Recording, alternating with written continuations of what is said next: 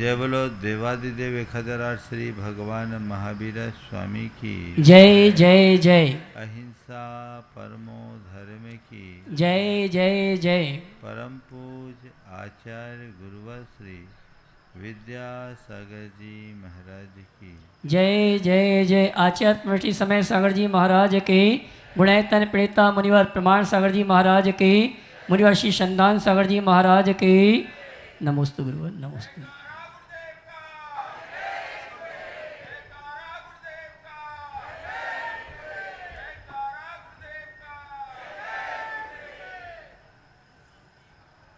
एक माली जिसकी प्रबल इच्छा थी कि पारिजात का फूल स्वर्ग में खिलता है, धरती पर भी खिले, और इसी ख्याल से उसने अपने घर के आंगन में पारिजात का पौधा लगाया।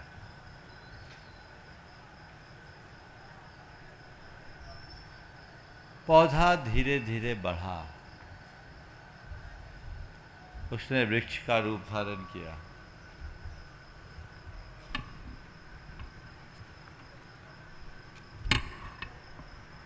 ठीक, पौधा धीरे धीरे बढ़ा, वृक्ष का रूप धारण किया। अब उसके मन में बड़ा हर्ष हुआ कि ये पेड़ बढ़ गया, इसमें फूल खिलेगा। प्रतिदिन सुबह इसी आशा और उम्मीद के साथ वो उठता कि आज जरूर कोई फूल खिला होगा,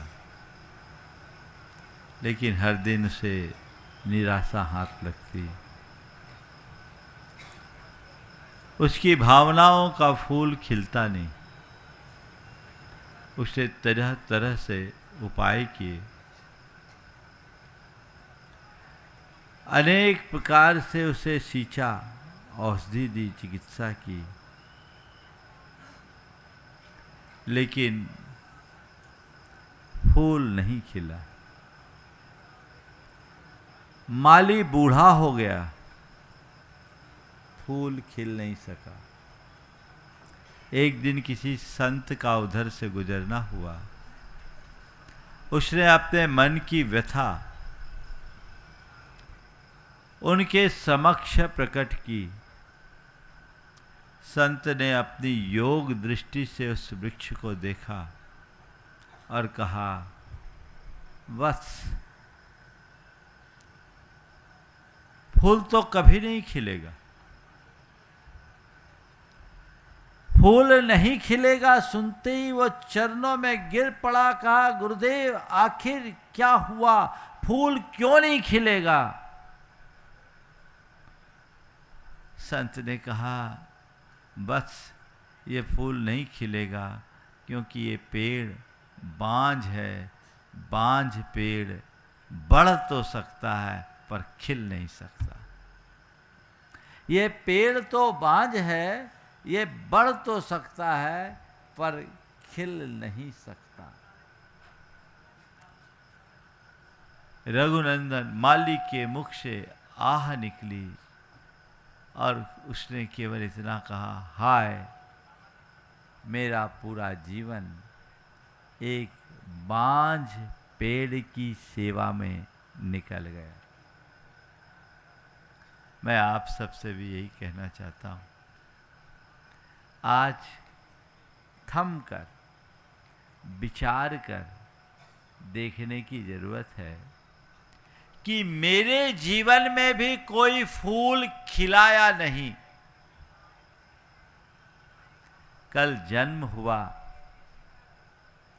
भगवान अभी जीवन जी रहे हैं, लेकिन जन्म लेना ही सार्थक नहीं है। जन्म लेने के साथ जीवन को सार्थक बनाना ही जन्म लेने का कोई अर्थ है। आज तप कल्याणक है, भगवान तप धारण करेंगे। आज मध्याह्न में आप लोग देखेंगे भगवान राज पाठ वैभव सब त्याग कर दीक्षा को अंगीकार करेंगे। समुद्रांत पृथ्वी तक जिनका एक छत्राधिपति साम्राज्य,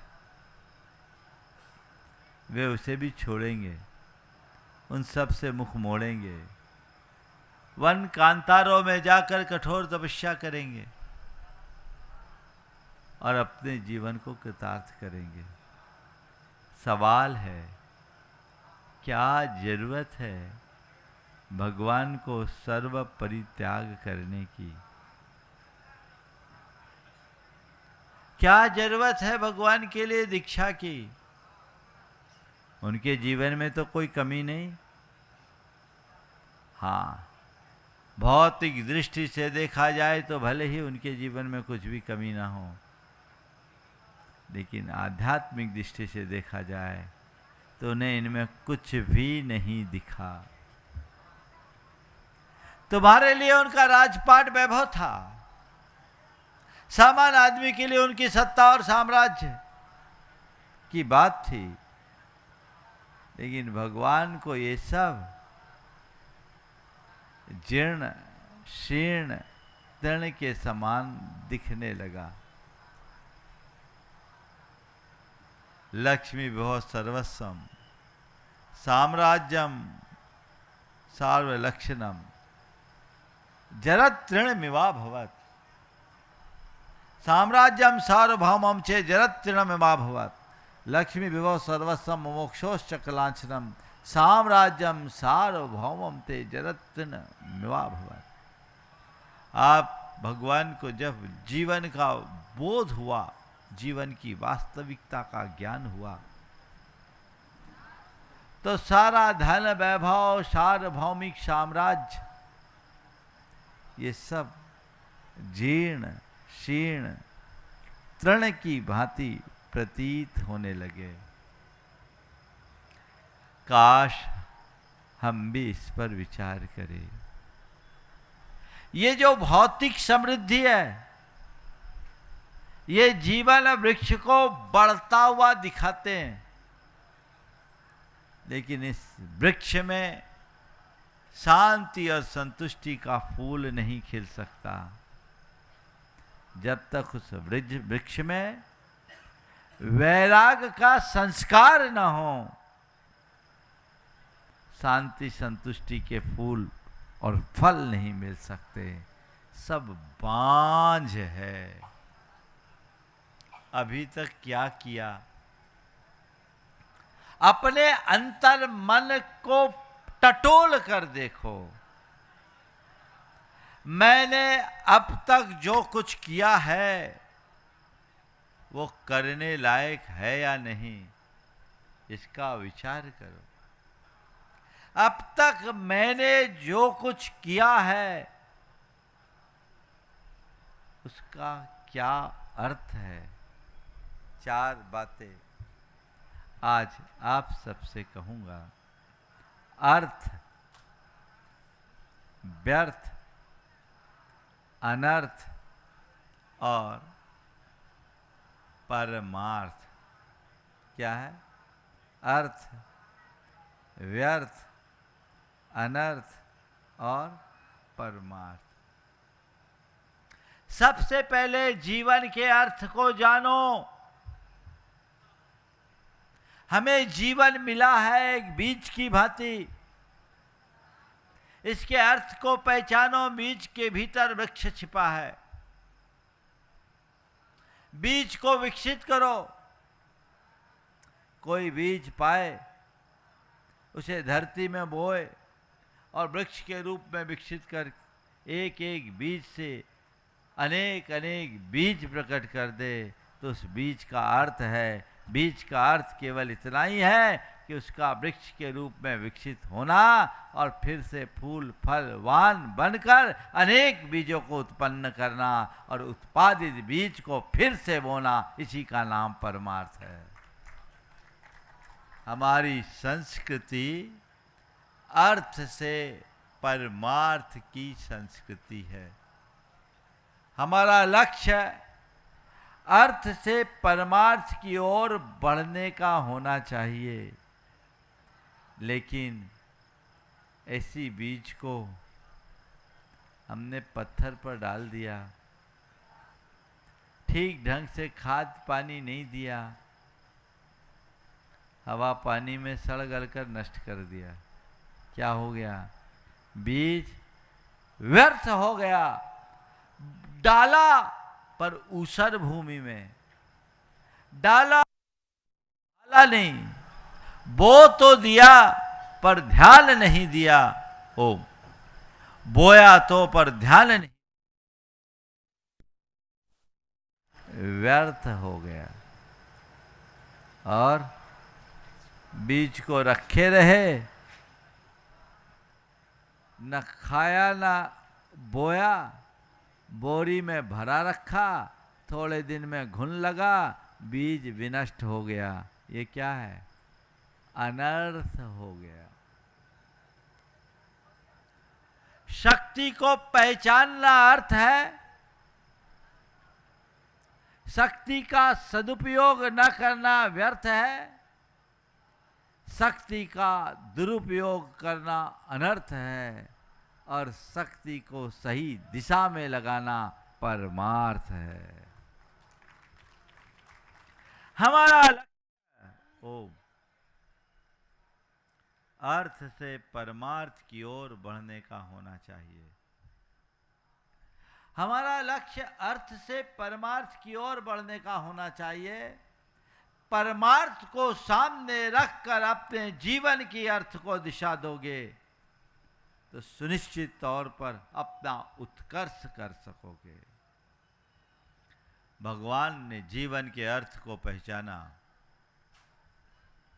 और आज वे परमार्थ की ओर प्रयाण करेंगे। 24 के 24 तीर्थंकरों के जीवन की एक विशेषता, उन्होंने जन्मदिन के दिन दीक्षा लिया। एक आधा अपवाद तो नहीं है, 2 अपवाद है। सभी ने जन्म कल्याणक और दीक्षा कल्याणक एक ही, 2 भगवान बता रहे हैं। कौन कौन से? अरनाथ और महावीर स्वामी। इनने जन्मदिन छोड़कर दीक्षा ली, लेकिन बाकी लगभग सभी तीर्थंकर भगवंतों ने जन्मदिन कल्याणक के दिन ही दीक्षा धारण किया। यानी जन्म कल्याणक ही उनका दीक्षा कल्याणक में परिवर्तित हो गया। क्यों? क्योंकि जन्म की सार्थकता इसमें है। आप लोग कभी इस पर विचार करते हो? बस धर्म के नाम पर थोड़ी बहुत पूजा आराधना भक्ति कर दिए, थोड़ा बहुत दान दे दिए, या ज़्यादा हुआ तो व्रत उपवास कर लिए, और इतने में ही अपने जीवन को कृतार्थ महसूस कर लेते हैं। इतने में जीवन की सार्थकता नहीं है। जीवन की सार्थकता अपने आप को पूरी तरह परमार्थ में नियोजित करने में है। उसमें लगो और अपनी शक्ति को उसमें लगाओ, तब कुछ अर्थ है, अन्यथा सब व्यर्थ है। बोलो, अभी तक अपने जीवन को अर्थ दिए हो या व्यर्थ है? बोलो, किस दिशा में? अर्थ की ओर या सब व्यर्थ हो रहा है? यह हमें देखने और समझने की जरूरत है। जब तक हम इस तरह की दृष्टि अपने अंतर मन में नहीं जगाते, तब तक जीवन में कोई परिवर्तन नहीं आता। कुछ पल के लिए बैठकर विचार कीजिए, मेरे जीवन की दिशा क्या है? मेरे जीवन का ध्येय क्या है, मेरे जीवन की उपलब्धि क्या है और मेरे जीवन का उद्देश्य क्या है। दिशा, ध्येय, उपलब्धि और उद्देश्य, चारों को पहचानने की कोशिश कीजिए। बताओ ध्येय क्या है, क्या ध्येय है, बोलो भाई, बताओ तो। चुप क्यों हो गए तुम लोग? तो सब गुमसुम से इतने लोग यहां बैठे हो। तुम्हारे जीवन का ध्येय क्या है? हाँ, जीवन मरण से मुक्ति। बहुत अच्छा ध्येय बताया ऋषभ जी ने। ध्येय तो तुमने मुक्ति का रखा, कल्याण का रखा, दिशा कौन सी है बोलो? इसीलिए नहीं बोल रहे थे क्योंकि पता है, पता है।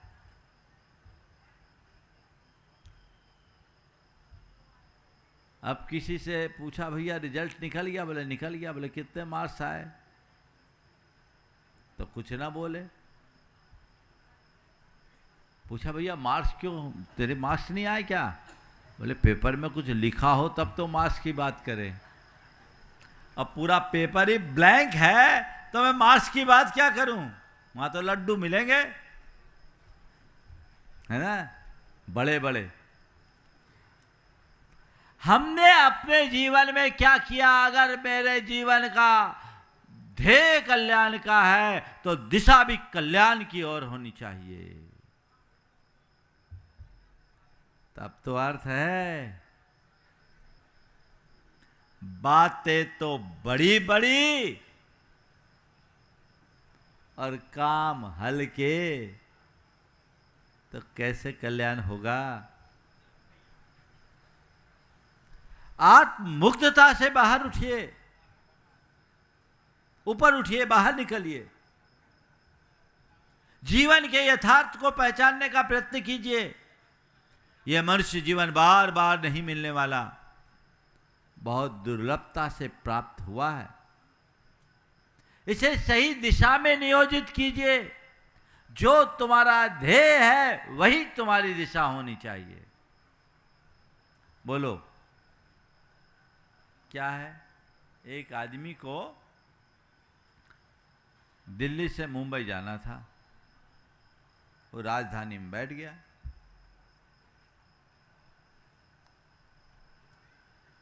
ट्रेन चालू होने के बाद ऊपर की बर्थ पे बैठे व्यक्ति से उसने पूछा भैया आपको कहाँ जाना है?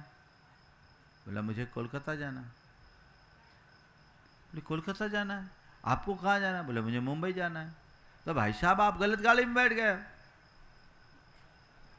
आप गलत गाड़ी में बैठ गए हो। ये राजधानी कोलकाता की है, आपको मुंबई की राजधानी में बैठना चाहिए था।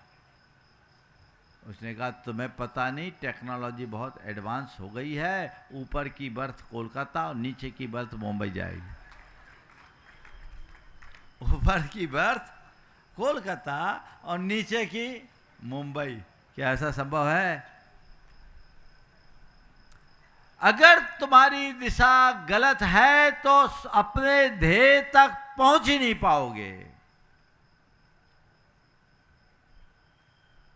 ध्येय तक पहुंचना है तो दिशा को ठीक करो, तब कुछ अर्थ होगा, अन्यथा सब व्यर्थ होगा। कुछ भी हासिल होने वाला नहीं है। तुम कह लो गलत गाड़ी में बैठोगे तो गलत जगह ही पहुंचोगे, और अभी तक तो यही हुआ है। दिशा बदलिए। हमारा एक ही ध्येय होना चाहिए और एक ही दिशा।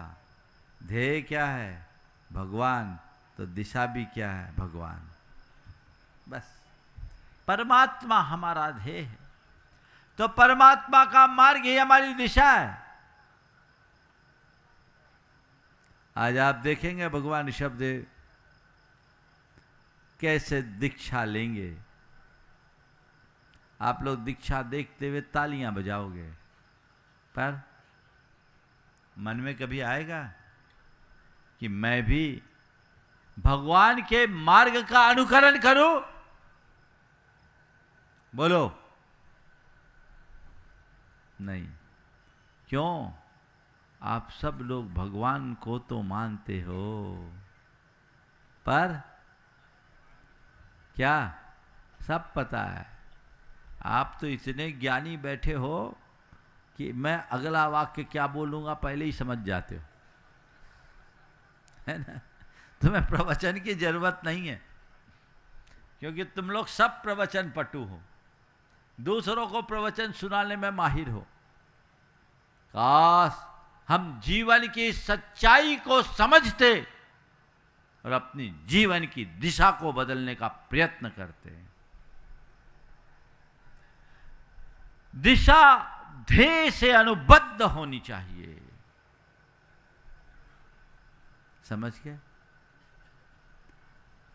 तो अपनी दिशा को ठीक करना है, ध्येय को सामने रखते हुए। मेरा जो ध्येय है मुझे केवल उसी दिशा में चलना है। बताओ, अगर बाजार में आपको गोल्ड खरीदना होता है तो कभी ग्रोसरी की दुकान में घुसते हो क्या? बोलो, हाँ? थोड़ा जोर से तो बोलो। नहीं महाराज, आप भी कैसी बात करते हो? हम लोग पढ़े लिखे लोग हैं। क्या है? हम लोग पढ़े लिखे लोग हैं, लेकिन आज के पढ़े लिखे लोगों की यही कहानी है, बातें तो समझदारों की करते हैं और व्यवहार पागलों जैसा। तुम्हारी बातों में समझदारी और व्यवहार में पागलपन दिखता है। बातें सब बड़ी बड़ी करोगे और करते क्या हो? गोल्ड चाहिए और ग्रोसरी में जा रहे हो। बोलो, कल्याण चाहिए और भोगों में भाग रहे हो। ये गोल्ड की चाह लगकर ग्रोसरी की दुकान में जाने जैसा काम है ना। तो मैं जो बोल रहा हूं कि बातें समझदारों की और व्यवहार में पागलपन गलत है क्या? कब समझोगे इस पागलपन को? बोलो।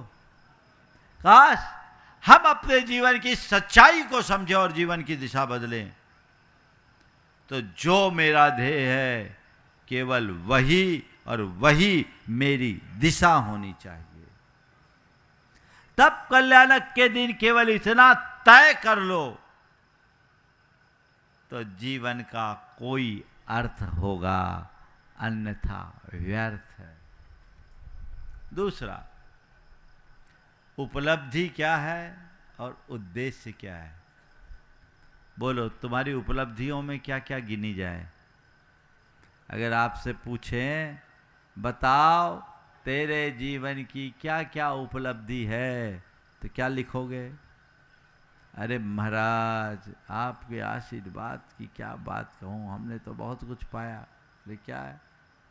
इस भोपाल जैसे महानगर में मेरे 4 मकान हैं, गाड़ियां हैं, बढ़िया परिवार है, अच्छा खासा व्यापार है, समाज में अच्छी पहचान है, अच्छी प्रतिष्ठा है, मेरा अपना प्रभाव है, रुतबा है ना? कितनी कहते कहते छाती फुला लोगे। अरे छाती फुलाओगे नहीं, छाती फुला के ही कहोगे, है ना? ये क्या है? ये मेरी उपलब्धियां हैं। नाम, काम, दाम और चाम, इसी में लगे हो ना। नाम, काम, दाम, चाम, इसको ही तुमने अपनी उपलब्धि मानी है और पूरा जीवन केवल इसके पीछे ही लगाया है ना? यही है उपलब्धियां। सारी उपलब्धियां इन 4 में समा जाएगी। और मनुष्य गिन गिन के गिनाता है, अरे ये देखो मुझे ये अचीवमेंट, और कई लोग तो बोलते हैं लाइफ टाइम अचीवमेंट। क्या है लाइफ टाइम अचीवमेंट? हाँ भैया ठीक है, मैं मान लिया तेरी बड़ी उपलब्धियां हैं, पर तेरा उद्देश्य क्या था ये तो बता। उद्देश्य क्या है ये तो जानो। तू चला किसके लिए था, निकला किसके लिए था, तेरा मूलभूत उद्देश्य क्या था? अरे महाराज उद्देश्य तो अपने आत्मा के कल्याण का था। तो उपलब्धि क्या है? उद्देश्य और उपलब्धि की विसंगति जीवन को व्यर्थ बनाती है। बात समझ में आ रही है कि थोड़ी भारी लग रही है? हाँ? अरे महाराज आप तो हिला रहे हो, है ना? पर हम क्या करें, हम हिलाते हैं लेकिन फिर भी आप लोग स्थिर हो जाते हो। हिलाने की कोशिश करते हैं लेकिन तुम्हारी जड़ें इतनी गहरी है कि हिलते नहीं। यही मोह मिथ्यात्व और अज्ञान की जड़ है जो जीवन की वास्तविकता को जानने के बाद भी स्वीकारने नहीं देती। जानो पहचानो, सब उल्टा उल्टा है, सब गलत गलत सा है, सब विपरीत ही चल रहा है। उसे सही दिशा दीजिए, उसे सही दृष्टि दीजिए, अपने अंदर उसे उद्घाटित कीजिए। ये जितनी उपलब्धियां हैं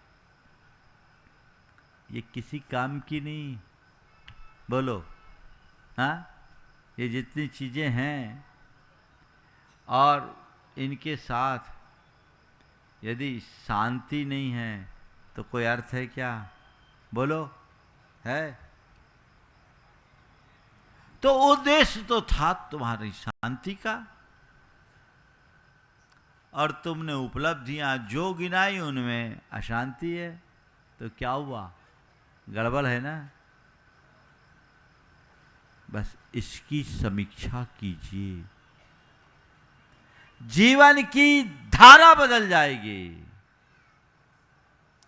भगवान ने यही किया। भगवान के पास कितनी बड़ी उपलब्धियां थी। उपलब्धियां ही उपलब्धियां। गर्भ में आने के 6 महीना पहले से रत्नों की वर्षा जिनके गृहांगन में हो, देवराज इंद्र जिनके सुमेरु पर्वत पर अभिषेक करे, इंद्र जिनकी किंकरों की भांति सेवा करे, स्वर्ग के दिव्य भोग जिनका भोजन बने, चतुर्निकाय के देव जिनकी सेवा में तत्पर रहे, 32,000 मुकुटबद्ध राजा जिनके चरणों में शिरोन्नति करे, जिनका संपूर्ण इस वसुंधरा पर एक छत्राधिपत्य साम्राज्य हो। कितनी उपलब्धियां हैं बोलो, गिनाओ। भगवान के आगे तुम्हारे पास कुछ है? एक काणा बराबर भी नहीं है। लेकिन भगवान ने इन सबको ठुकरा दिया। क्या किया? ठुकरा दिया। उन सब से मुंह मोड़ दिया। क्यों?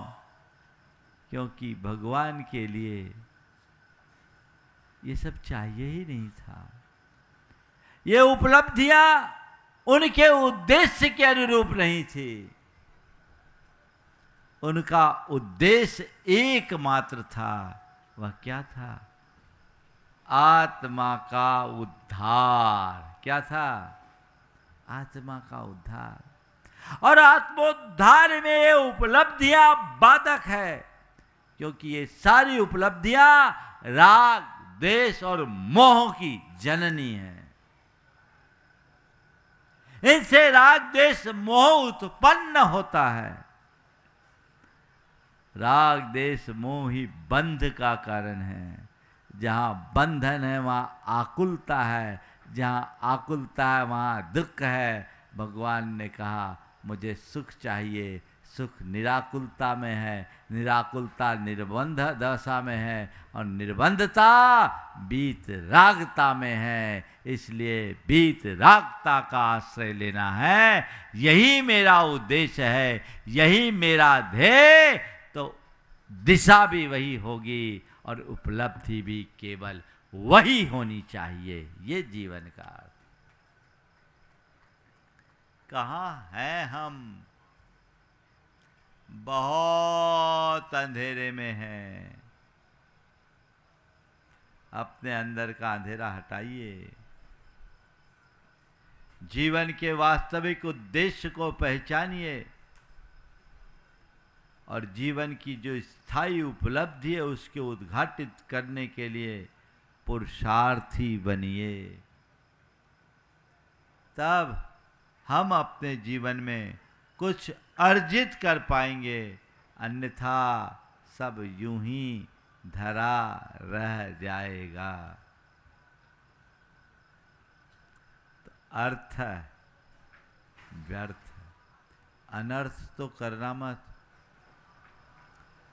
इस मनुष्य जीवन को पाकर कदाचित धर्म नहीं किया, संयम साधना के मार्ग को अंगीकार नहीं किया, तो तुम्हारा जीवन व्यर्थ है। लेकिन पाप, पाखंड, अनाचार और आडंबर में बिता दिया तो अनर्थ है। बेहतर है संयम का रास्ता अंगीकार करो, पर कदाचित संयम की राह पर न चल पाओ तो पापों में अनुरक्त मत बनो, पापों में आसक्त मत बनो। आडंबर और पाखंड, आडंबर और अनाचार से अपने आप को बचाओ। ये अनर्थ है। ये महादुर्गति का पात्र बनाकर तुम्हें महादुख देंगे। इसलिए उससे बचते हुए परमार्थ के साथ अपनी बुद्धि को जोड़िए, परमार्थानुबंधित बनने का प्रयत्न कीजिए, तो जीवन सार्थक होगा। क्या कर रहे हैं, इस पर प्रत्येक व्यक्ति को गहराई से विचार करना चाहिए। भगवान ने जीवन के अर्थ को जाना, परमार्थ को पा लिया, और हम सबको उसी परमार्थ तक पहुंचने का रास्ता भी बताया। हमें भगवान के रास्ते का अनुकरण करना है, भले धीमी गति से ही सही, पर चलना है। बिना चले मंजिल तक पहुंचा नहीं जा सकता। गंतव्य तक पहुंचने के लिए हमें सतत चलना होगा, भले धीमी गति से ही चले। तो हमारी दिशा भगवान हो, हमारा ध्येय भगवान हो, हमारी उपलब्धि भी भगवत्ता हो, तो फिर हम अपने जीवन में कुछ सार्थक प्राप्त कर पाएंगे, और नहीं तो सब व्यर्थ होगा। एक बार ऐसा हुआ, एक व्यक्ति एक ऐसे नगर में पहुंचा जहां उस दिन चुनाव का दिन था, राजा का चुनाव होना था, और चुनाव का तरीका भी बड़ा अद्भुत था। वहाँ हस्ती पट बंधन की विधि से किसी का भी राज तिलक किया जाता। हाथी को एक माला दे दी जाती, और हाथी वह माला जिसके गले में डाल दे उसे वहाँ का राजा बना दिया जाता है। संयोगतः उसी व्यक्ति के गले में हाथी ने माल्यार्पण कर दिया, और दिव्य घोष के साथ उसे वहाँ का राजा घोषित कर दिया गया। अचानक मिले इस राज्य को पाकर वो फूला न समाया। लेकिन तभी वहाँ के राजपुरोहित ने मंत्रोच्चार के साथ वहाँ का कानून पढ़ के सुनाया और कहा, आज से आप इस राज्य के राजा हो। 5 साल तक के लिए आपको ये साम्राज्य मिला है। 5 साल तक आपको राज्य का सुचारू संचालन करना है। 5 साल की अवधि के बाद आपको इस राज्य के नगर की सीमा से बाहर जाना होगा। और नगर के को नदी घेरी हुई थी जो मगरमच्छों और घड़ियालों से भरी थी। आपको इस नदी को पांव पैदल पार करना होगा। सुनकर थोड़ा घबराया, क्योंकि अभी तक जितने भी राजाओं ने राज किया, 5 साल का राज तो खूब अच्छे से किया। अवधि पूरी हुई, मगरमच्छों और घड़ियालों का ग्रास बनना पड़ा। उपाय नहीं था। उसने एक बार की सोचा, बुरा फंसा। लेकिन तभी मन में आया, कोई बात नहीं, 5 बरस कम नहीं होते। उसने बहुत उत्तम रीति से राज्य किया। ऐसा राज किया कि वह केवल राज गद्दी पर नहीं, लोगों के दिलों में भी राज करने लगा। हर व्यक्ति के मुख से केवल एक बात निकलती कि ऐसा राजा तो सदियों में नहीं हुआ। इतना प्रजावत्सल, इतना न्यायनिष्ठ, इतना कर्तव्य बुरा परायण, इतना उदार चित्त राजा कभी हुआ ही नहीं। जैसे जैसे समय बीतना शुरू हुआ, लोगों की चिंताएं बढ़ने लगी कि अब हमें अपने प्राण प्रिय राजा को खोना पड़ेगा। लेकिन उपाय कुछ नहीं था। सब के सब अपने कानून से बंधे हुए थे।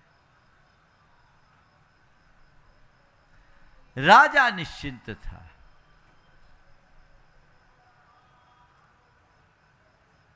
समय पूरा हुआ।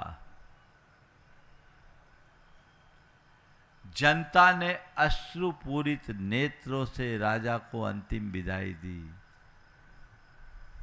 सबके मन में इस बात का बड़ा गहरा दुख था कि अब हमें अपने प्राण प्यारे राजा को खोना पड़ेगा।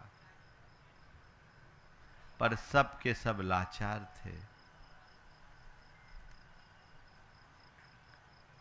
हाथी पर सवार करके राजा को नगर की सीमा से बाहर नदी के तट पर पहुंचाया गया। सब लोगों ने उनका आत्मीय अभिनंदन किया। सबके मन में दुख था। राजपुरोहित ने पुनः देश के संविधान को सुनाते हुए कहा, आपने 5 वर्षों तक जो सुशासन दिया, हम उसके कायल हैं, आपके आभारी हैं। ऐसा राजा हमें शताब्दियों तक नहीं मिला, लेकिन हम अपने कानून से बंधे हैं। अतः अब आप राज्य की नगर की सीमा में वापस नहीं आ सकते। आप पांव पैदल उस ओर जा सकते हैं। राजा मुस्कुराया। उसने कहा, मैं भी इस राज्य की जनता के प्रति अपना आभार व्यक्त करता हूँ और राज्य के कानून का सम्मान करता हूँ। मैं इस पार से उस पार जाता हूँ, पर मेरे लिए अब इस पार और उस पार में कोई फर्क नहीं बचा। लोगों ने देखा, नदी पर एक बढ़िया पुल बना था और उस पार सुंदर नगर बसा था। नदी में बढ़िया पुल बना था, उस पार सुंदर नगर बसा था। राजा पांव पैदल चलकर गया तो पीछे के पीछे प्रजा भी उसके साथ चले गई। राजा इधर से उधर गया, सब उधर चले गए। हमेशा हमेशा के लिए उसका साम्राज्य स्थापित हो गया। कहानी आप लोगों को रोचक लगी कि नहीं लगी? थोड़ा जम से तो बजा दो। पर ये कहानी किसकी है? ये कहानी एक काल्पनिक कहानी है, पर इसका कथ्य सत्य है। ये कहानी हमारी, तुम्हारी, सबकी कहानी है। ये 5 बरस के राज्य की तरह हमें जीवन मिला। इस जीवन को पाकर इस पार से उस पार जाने के लिए कोई पुल बनाते हो, कोई नगर बसाते हो, तब तो तुम्हारे जीवन का अर्थ है। अन्यथा नरक निगोद के मगरमच्छों और घड़ियालों से भरी इस नदी में उनका ग्रास बनने से नहीं बच सकोगे। सब व्यर्थ हो जाएगा, तुम्हारे जीवन के साथ अनर्थ होगा। इसलिए अर्थ दो, परमार्थ से जुड़कर चलो, परमार्थ की दिशा में आगे बढ़ो, तो इस पार से उस पार की भी बात सोचो। हरिवंश राय बच्चन की ये पंक्तियां बड़ी उत्प्रेरक है। दिग देख जहां तक पाता हूं तम का सागर लहराता है। दिग देख जहां तक पाता हूं तम का सागर लहराता है, फिर भी उस पार खड़ा कोई हम सबको खींच बुलाता है। मेरा मन तो डगमग करता तट पर के हिलकोर से, एक आकी जब पहुंचूंगा उस पार न जाने क्या होगा, मझधार न जाने क्या होगा। इस पार प्रभु तुम हो, सब है उस पार न जाने क्या होगा। इस पार प्रभु तुम हो, सब है उस पार न जाने क्या होगा। कभी सोचा? बस यही सोच विकसित कीजिए, तब कल्याण की यही सार्थकता है। समय आप सबका हो रहा है।